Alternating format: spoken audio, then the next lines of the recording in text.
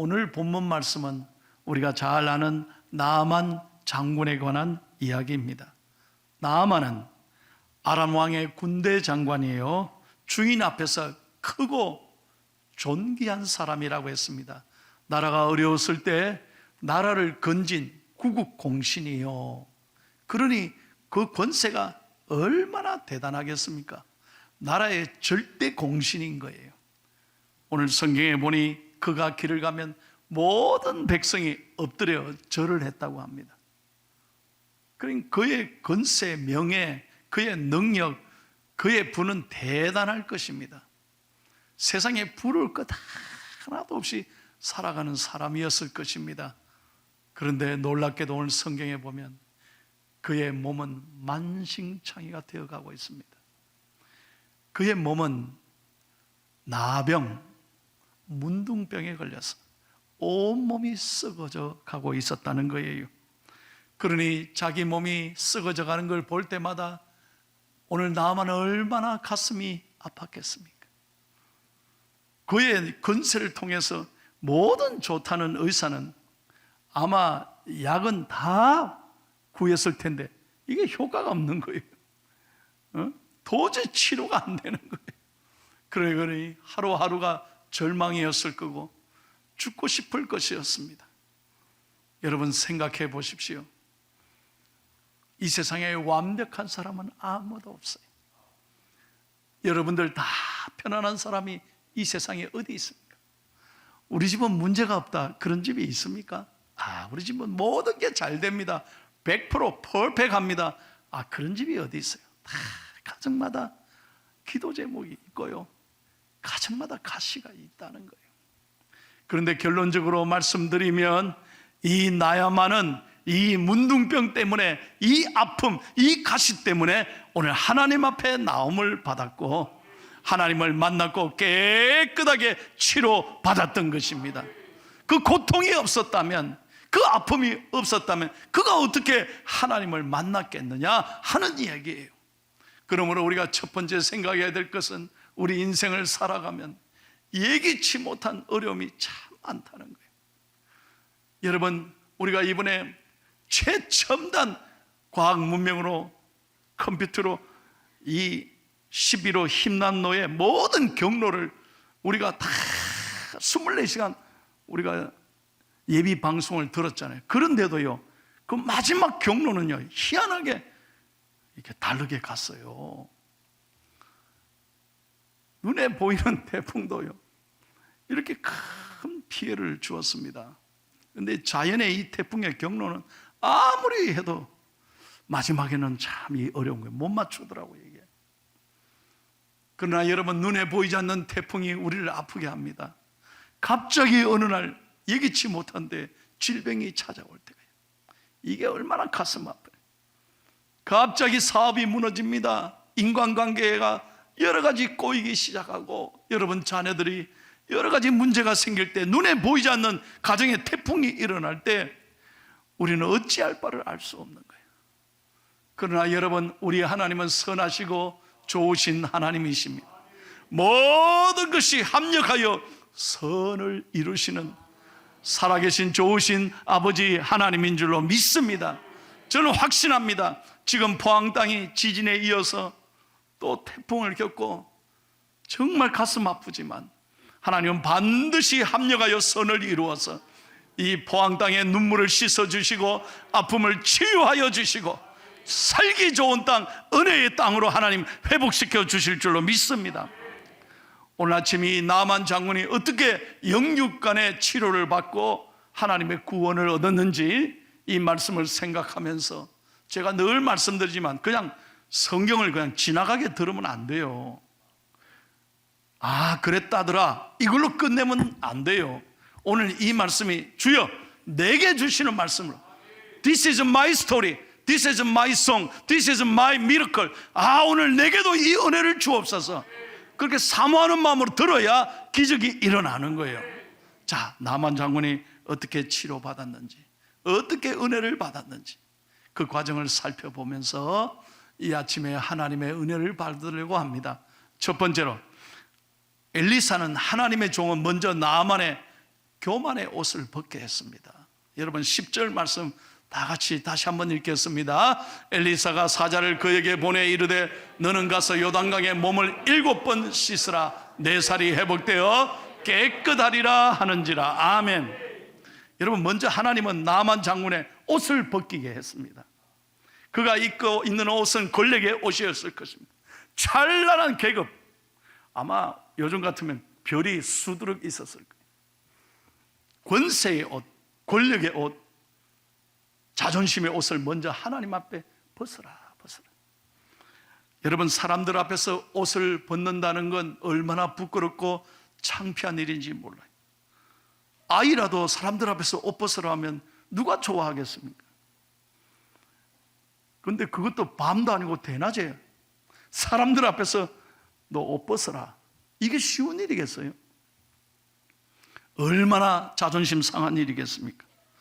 그것도 나아만은 문둥병 환자였으니까 자신의 썩어가는 몸을 사람들에게 보여준다는 건 죽기보다 싫었을 것입니다. 차라리 죽으면 죽었지 내가 어떻게 일어난 말이에요. 그리고 그는 먼저 화를 내고 돌아서기까지 했습니다.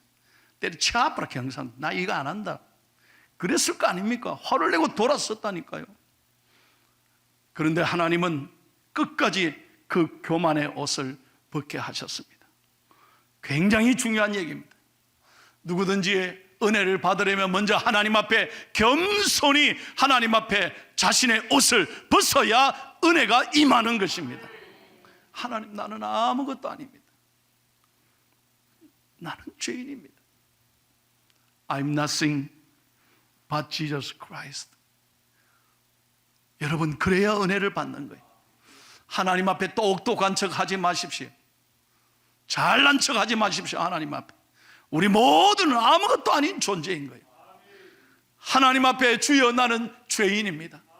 겸손히 하나님 앞에 자신을 진정성 있게 인정하고, 주님 내가 어떻게 할 수가 없어요. 아버지 도와주세요. 자기를 내려놓을 때 하나님이 그때부터 만지시는 거예요. 누구든지 하나님 앞에 나올 때는 계급장을 내려놓아야 하는 거예요. 다시 한번 여러분에게 부탁합니다. 우리가 하나님 앞에 나올 때는 언제나 겸손해요. 은혜는 겸손한 자에게 임하는 거예요. 하나님은 교만한 자를 절대 가까이 하지 않으십니다. 교만한 자와 함께 하지 않는 거예요. 제가 어제 설교를 준비하는데 아주 재미있는 글을 하나 읽었어요. 하나님은 모든 것을 통제하고 다스리는 하나님이지만 세 가지 사람들은 하나님 컨트롤을 못한대. 하나님은 세 가지 사람들에게 두 손 든다는 거예요. 그게 뭐냐? 첫째로 과속하는 사람들. 과속하는 사람은 하나님이 어찌할 바를 못한다는 거예요. 두 번째가 뭐냐? 과식하는 사람들. 좀 많이 먹지 마소. 과식, 과음, 이거 안 좋은 거예요. 그런 사람은 하나님이 컨트롤을 못해요. 세 번째, 어떤 사람을 컨트롤을 못하느냐? 과신하는 사람들. 언제나 자기가 최고라고 생각하는, 자기밖에 모르는 거예요. 언제나 자기가 옳다고 생각하는 그런 사람을 하나님께서는 컨트롤할 수가 없다는 거예요. 아주 일리는 얘기라고 생각합니다. 교만한 사람은 자기 자신을 모릅니다. 언제나 자기는 잘났고 자기는 문제가 없다고 생각합니다. 그런 사람에게 은혜가 임하지 않아요. 그리고 감사할 줄 모릅니다. 그런 사람은 사람 노릇을 못합니다. 끝내는 하나님도 멀리하고 사람들도 멀리하는 거예요. 그러므로 사랑하는 성도 여러분, 우리가 주일날 이 아름다운 성전에 나올 때마다 우리는 모든 자존심을 내려놓고, 주여 나는 죄인입니다. 나는 아무것도 할 수 없습니다. 그래서 주님이 필요합니다. 주님 나를 만져주세요. 주님 내 무거운 짐을 맡아주십시오. 주여 오늘 말씀을 통해 내게 말씀해 주옵소서. 그럴 때 은혜가 임하는 거예요. 두 번째는 여러분, 엘리사는 나아만에게 오늘 성경에 읽었잖아요. 요단강에 들어가 7번이나 몸을 씻으라. 몇 번요? 몇 번? 7번. 여러분 한번 생각해 보세요. 하나님은 능력의 하나님, 말씀의 하나님인데 그 왜 옷을 벗겨가지고 그 요단강에 대낮에 7번이나 씻으라고 합니까? 말씀 한마디면 되는데, 그렇잖아요. 말씀 한마디면 고칠 수 있는 하나님이 왜 7번이나 들어가서 씻으라고 했을까? 하나님은 나만에게 순종을 테스트하는 거예요. 7이란 말은, 성경의 7이란 말은 완전수예요. 끝까지 포기하지 말고 하나님의 말씀을 끝까지 내 머리, 내 생각, 네 지식이 아니라 하나님의 말씀에 순종하고 이룰 때까지 하나님 말씀을 붙잡을 때 역사가 일어나는 거예요. 여러분에게 늘 제가 부탁합니다.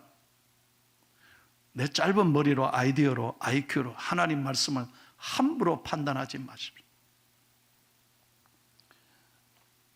여러분, 이 살아있는 하나님의 말씀을 함부로 내가 알면 뭐 얼마나 안다고, 야, 이게 되나 이게,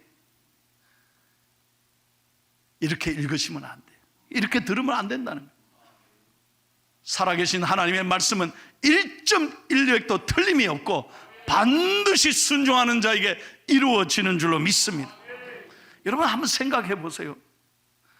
아유, 이 권세 있는 사람이 대낮에 사람들 앞에서 요단 강물에 들어가는 게 이게 쉽겠습니까? 그것도 7번씩이나 들어가서 몸을 씻는다는 게 이게 보통 어려운 일이 아니에요. 그런데 7번씩 계속 들어가서 끝까지 순종하니까 놀라운 기적이 일어나는 거예요. 자, 14절 크게 한번 읽겠습니다. 결론입니다. 하나님 말씀 이걸 읽을 때 하나님 내게도 이런 역사를 주옵소서, 그런 마음으로 읽어야 된다 이거예요. 시작. 나만이 이에 내려가서 하나님 사람의 말대로 요단강에 7번 몸을 잠그니 그의 살이 어린아이의 살같이 회복되어 깨끗하게 되었더라. 할렐루야. 여러분도 하나님의 말씀을 선포할 때마다 하나님의 말씀을 말씀되게 듣고 순종하고 끝까지 믿음으로 붙잡고 나아가면 하나님이 오늘도 기적을 일으킬 줄로 믿습니다. 하나님의 말씀은 1.1획도 틀림이 없다는 거예요. 신실하신 말씀, 우리의 삶의 답이 되시고 기적이 되고 내 삶의 능력이 되신 하나님 앞에 돌아와야 우리의 삶이 치유되는 줄로 믿습니다. 신명기 28장 1절을 다 함께 읽겠습니다. 보세요. 하나님이 일찍이 이 말씀을 주셨어요. 시작. 내가 내 하나님 여호와의 말씀을 삼가 듣고 내가 오늘 내게 명령하는 그의 모든 명령을 지켜 행하면 내 하나님 여호와께서 너를 세계 모든 민족 위에 뛰어나게 하실 것이라. 할렐루야. 할렐루야. 말씀대로 의지하고 말씀을 높이고 존중하면 하나님이 너를 존중히 여길 것이라. 제가 미국에서 살았잖아요.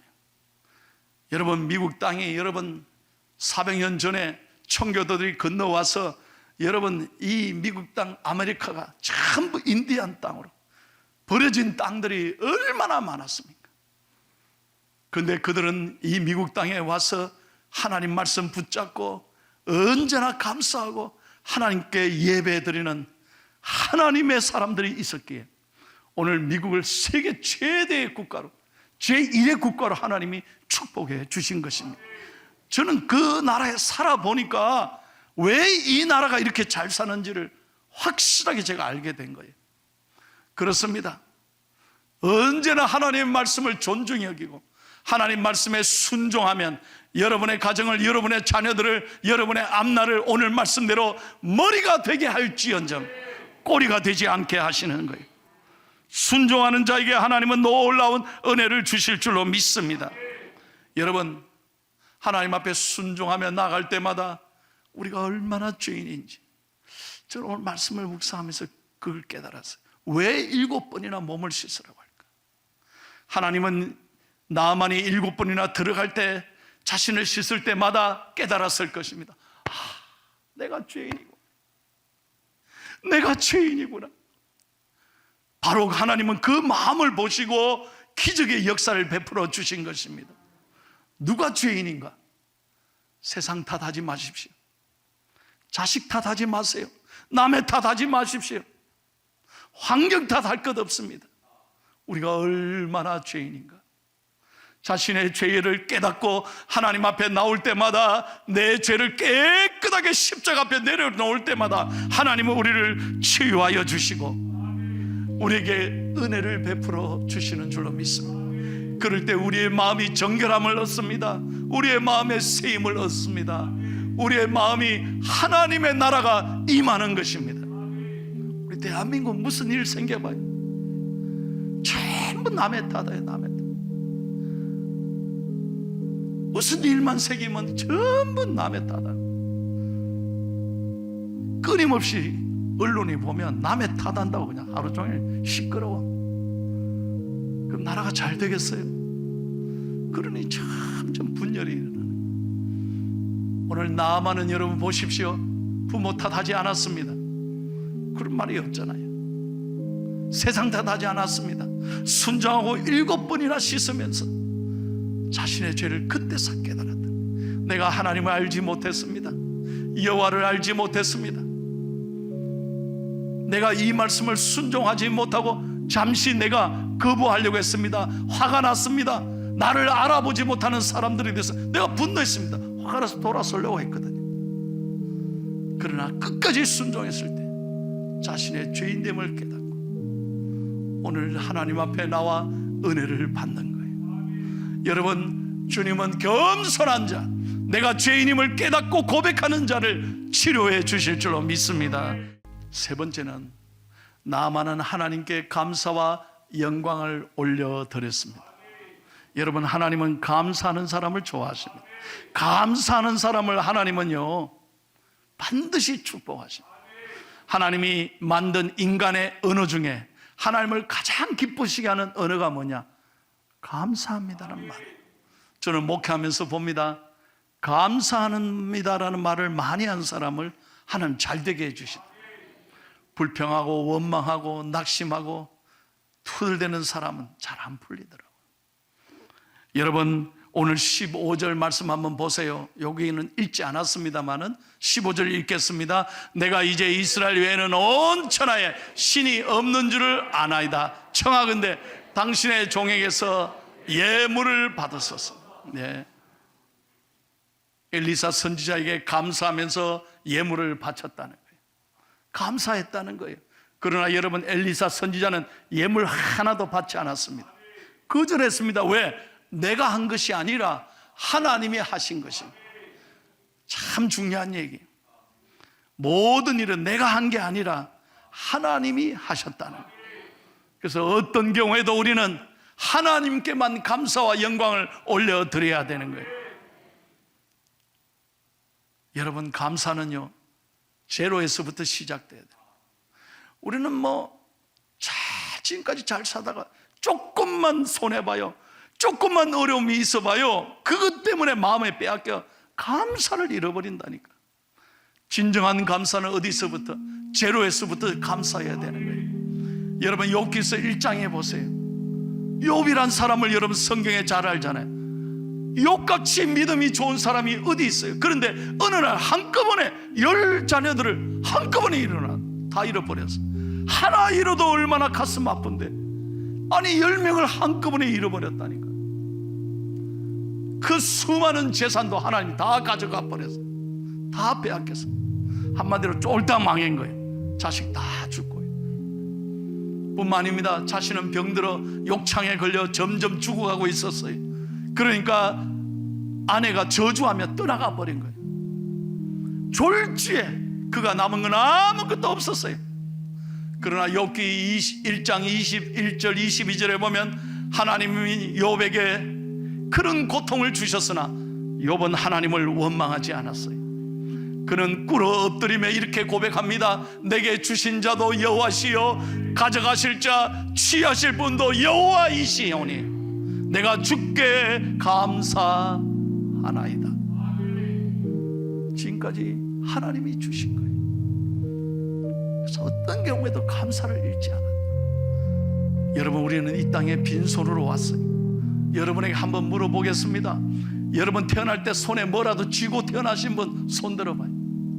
여기 있어요? 다 빈손으로 왔어요. 마지막 가는 것도 우리는 빈손으로 가요. 뭘 가지고 갑니까? 다 놓고 하나님이 부르시면 모든 것 다 내려놓고 갈 수밖에 없어요. 지금까지 주신 모든 것은 하나님의 은혜라는 거예요. 감사를 잃어버리면 안 돼요. 우리는 이 땅에 빈손으로 왔잖아요. 모든 것이 생각하면 감사할 뿐이라는 거예요. 여러분, 지난 주간 태풍이 일 때 고 장순복 장로님 장례를 치렀습니다. 너무 가슴 아프지만 하나님께 감사하며 치렀습니다. 아내이신 각 권사님에게 내가 장례 치르면서 부탁했어요. 권사님은 어떤 경우에도 감사를 잃어버리지 마세요. 찬양하며 하나님 붙잡고 사십시오 했더니 오늘 일부 예배 나와서 찬양대 써주셨어요. 이번 주간 남편 장례 치르고 하나님께 나와 찬양했다니 얼마나 고마운지 모르겠어요. 인간적으로 보면 얼마나 힘든 일이겠어요. 그러나 믿음으로 생각하니까 하나님께 감사할 걸 뿐이에요. 여러분, 어제 추석날 저는 새벽 기도하고 장례를 치렀어요. 추석이 아니야 나는. 여러분, 어제 돌아가신 성도님도 장순복 장로님도 저하고 동갑이에요. 해필이면 62년생이 이번 주간 2명이나 죽은 거예요. 얼마나 가슴 아픈지. 이 젊은 분들이 왜 이렇게 빨리 가요? 장례를 치르고 오면서 여러분, 살아있는 게 얼마나 감사한지 몰라요. 내 평생에 가장 잘한 게 뭐냐? 예수 믿은 거예요. 예수 믿은 건 만약에 여러분 생각해 보세요. 저는 매주 장례를 치르면서 정말 확신하는 건 뭐냐? 내가 예수 믿지 않았다면 죽음이 끝이잖아요. 죽음만큼 허망한 게 어디 있어요? 사랑하는 사람을 두고 가는 것만큼 가슴 아픈 일이 어디 있어요? 다시는 못 만난다 생각해 봤어요.